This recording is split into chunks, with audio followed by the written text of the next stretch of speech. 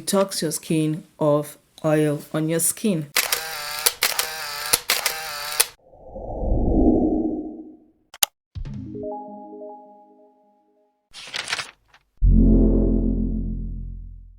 Hi everyone, welcome back to my channel. My name is Jamila Daura. Thank you for clicking to watch this video. If you are new, welcome, and if you're a returning subscriber, hi. So today's video is going to be like a sequel to my previous video where I had to talk about my skincare journey, and I know I did say a lot of things that probably does not look very open as to the actual solutions that I used to help solve my acne or my skin problems. So yes, look at my skin, it is glowing. I just did simple face care this morning.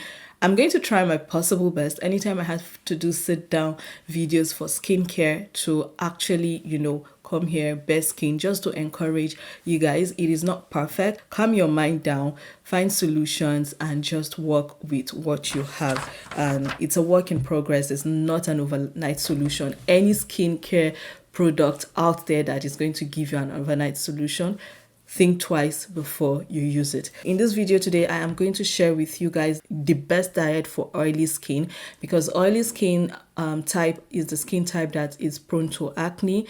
There is overproduction of sebum in the pores that may get infected, that may cause you to break out, and also there are things that will trigger it. Environmental factor, diets, and using wrong products as well. But in this video, we are going to focus on diets alone. So I have 4 tips here, 4 food let's say food class, not like your vitamin A, fat, oil, all those things, but I have 4 different tips for you guys that you can use if you are oily skin. Even if you're just oily skin and you don't break out and you overproduce oil, this is still something that you can use this is still a video that you will definitely relate to. So subscribe to my channel and do not forget to turn on your notification for you to be able to get notified every time I upload new videos. So let's get right into it. So the first thing here that everybody knows, this is holy grail, whether you are oily skin or you are dry skin or your normal skin type, it is very, very important for you to keep up with hydration. Hydration is a way of giving yourself fluid, and this fluid does different things in the body. It helps you to detoxify, it helps you to increase blood flow, it helps you to control oil as well on the skin. And it's not about just drinking it's not about just drinking water all the time. There are also certain kind of fruits or vegetables that contain high amount of water. But the best way to stay hydrated, if you are someone that still don't like taking too much water, is to eat cucumbers. Cucumbers contain more than 95% of water. Yes, that is how much water is in cucumbers. So you can actually snack on it, and this is part of you trying to stay hydrated. When you're not drinking water, you're definitely eating cucumber. Hydrating your skin is the best way to control inflammatory symptoms in your body, and that is the number one reason why we tend to break out when we are inflamed. And then this is inflammation internally. There is a whole lot of science behind that one, but where there are just certain things in our body that can lead us to having inflammations,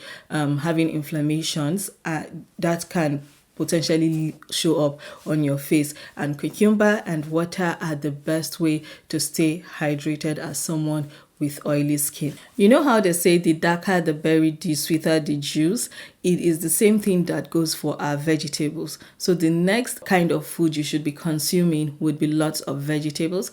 The darker your greens, the more water content it has, and that is the best vegetables for your skin. So when you look at it, you're going to look at it from cabbage all up to kale or bok choy or collard greens, spinach. When you look at these vegetables, you notice that all the greens are not the same. One is definitely darker than the other. Kale is darker than spinach. Spinach is darker than collard greens. Collard greens is darker than cabbage. So these are the kind of vegetables you want to be eating, because one, they also contain water. So you are not just consuming vegetables just because you need to consume them. They contain water, they are high in fiber content. This is great for regulating oil production in your body, because when you eat more of the vegetable, you are reducing your chances of eating oily food, because vegetables do not contain oil. So less oil in your body leads to also less secretion and production of oil on your skin. It is very, very important that we look for foods that are rich in vitamin A, B, C, E, amino acid, potassium, and zinc. It is very, very important. Not, okay, let's do something funny a little bit. Zinc and zinc. Nigerians, or a lot of Nigerians, call zinc. I don't know. Have you noticed that? But now this is the zinc for food, like the multivitamin, the vitamin that your body needs, not zinc where you wash your dishes. Just wanted to put that out there, because I'm always very conscious when I'm saying zinc and people, I'm saying zinc and people are looking at me like zinc, like sinking into a deep hole. So anyways, so it is very important for you to look for foods that are rich in these kinds of vitamins and multi-complex vitamins, which are potassium, zinc, amino acid or amino acids, however you call it, vitamins A, B, C, not D, but E. Yes. So yeah, it is important that we do so. Now, all these vitamins are important because they help in the secretion of oil in our skin. They help in the stimulation of production of collagen, which helps in the elasticity of your skin, and also fading the marks. The marks are always the biggest part. It is easy for you to use topical products to control the oils, like secretion. Once they secrete, before you pop them, it is easy for you to do that. But once that is over, most especially if you pinch and they leave marks on your face, that is where the big work starts. So you have to struggle with fading the marks. So foods like this food that contains such vitamins will help to help fade marks. And some of these foods include bananas, avocados, peas, carrots, and coconut water. I did not say coconut oil, coconut water. Coconut oil will clog your pores. It has very high comedogenic factor. So you want to, if you can take coconut oil out of your food. I know, they say it's healthy, is this, is that. But if you are looking to solve your acne problem, replace your coconut oil with avocado oil. I've been doing that and I see the benefits on my skin. So yeah, in addition to all of these, we also have some whole grains. Whole grains, a lot of people are not fans of whole grains. I am not. The only whole grain that I take, or two whole grains that I take that don't even bother me, would be oatmeal and cashew nuts. I'm not a fan of almond nuts, but it's a very, very good one for your body. Now, these nuts will help heal wounds, like the scarring when you have open comedons and all those things. They will help you heal those wounds, and as it's healing it is also going to help fade and reduce the rate at which it's going to get pigmented, or melanin is going to push to that part of the pore or skin and get it pigmented. The last and the best for me is citrus. I do have on this channel a powerhouse citrus juice. I call it powerhouse citrus juice because it is an amazing combination of citruses: orange, lemon, lime, grape, and water, of course. So if you want to watch that prior to this video going live, I must have pinned it on my homepage. So when you go, you are going to see it there. Watch it, see how this juice is made, and make that juice and take it for yourself. Citruses are an amazing fruit, and I have not met anybody that does not like it. It is high acid content, most especially ascorbic acid, not the palmitate, not all those lab manufactured one. Vitamin C, the real vitamin C, it is very, very rich in that.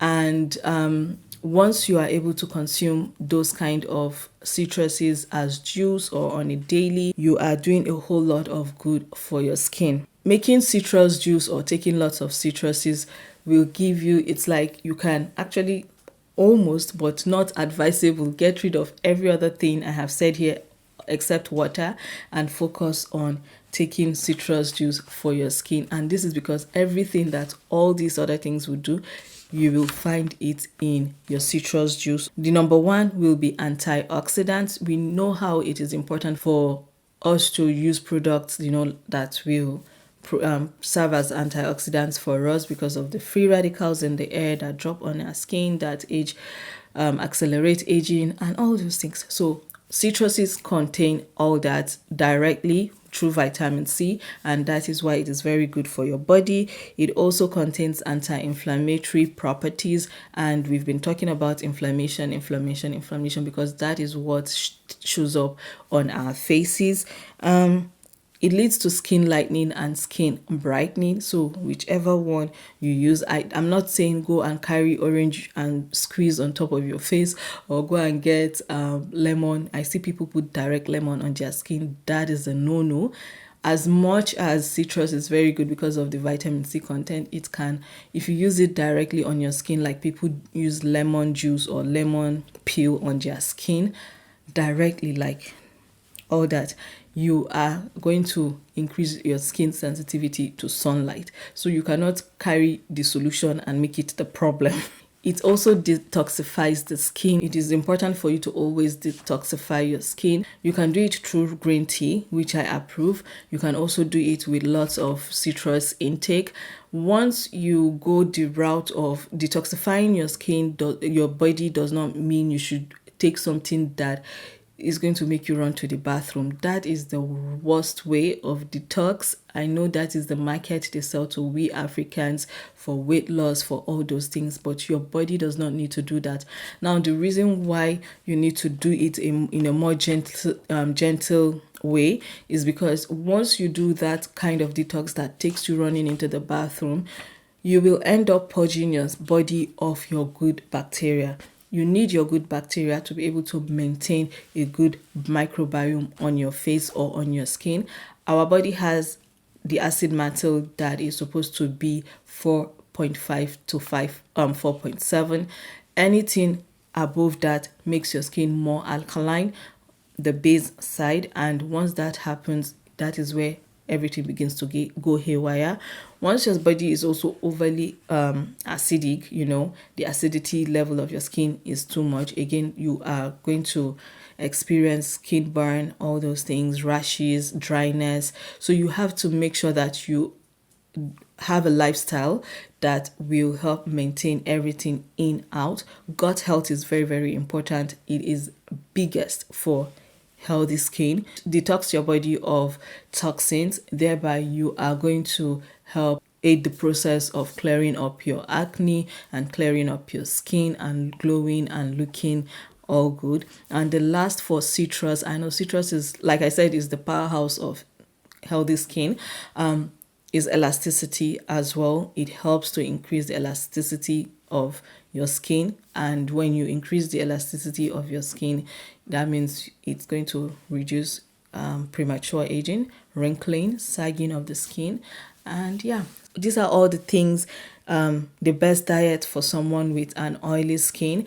I'm going to add that there are foods again that you need to stay away as someone that is looking for healthy skin. I don't want to make this video too long, so I am going to bring another video and list out the many things that you do not want to ingest or you do not want to put topically on your skin. And if you're someone that is battling acne or you have an oily skin, that is going to be in one video, which is again food to avoid, products to avoid on your skin.